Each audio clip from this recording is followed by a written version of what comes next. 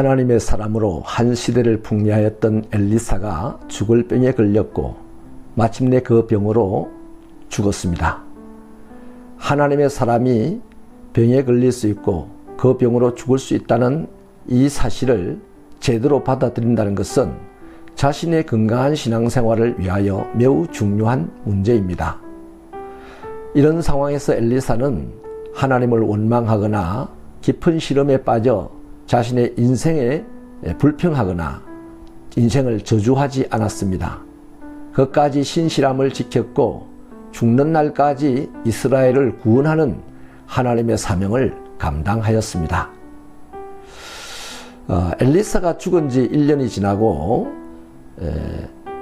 모압의 도적대들이 쳐들어왔습니다. 마침 그때 장례를 치르던 무리가 있었는데 그 시체를 급한 나머지 엘리사의 무덤에 던져넣고 도망을 쳐야 했습니다. 놀랍게도 그 시체가 엘리사의 뼈에 닿는 순간 다시 살아났다는 것입니다. 도대체 왜 이 이야기가 여기에 기록되어 있을까요? 왜 위대한 역사의 줄거리를 써나가면서 하찮아 보이는 이 이야기를 기록하고 있느냐 말입니다.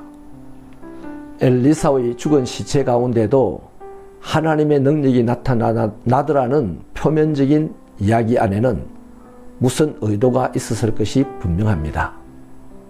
이를테면 요아스가 지난해 엘리사가 살아있을 때 전한 하나님의 말씀에 대하여 좀 더 간절하게 반응했더라면 어땠을까요?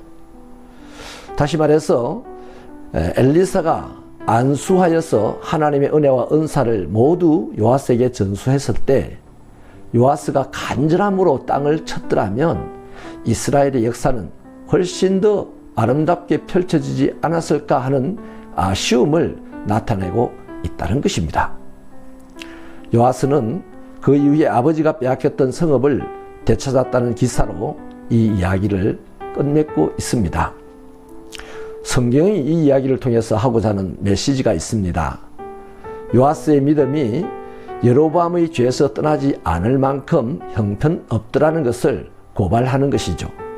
그런 그가 죽을 병에 걸린 엘리사를 찾아와서 울부짖으면서 내 아버지여 이스라엘의 병거와 마병이여 라고 외치긴 하였지만 사실 그가 보여준 믿음은 그냥 흉내만 내는 적당함에 머물러 있었다는 것입니다. 믿음 생활은 말에 있지 않습니다. 실제로 믿음으로 살지 않으면서도 믿음이 충만한 사람 같아 보이는 말들을 할 수 있는 것은 얼마든지 가능합니다. 저는 그래서 이런 것들을 적당한 믿음이라고 하겠습니다.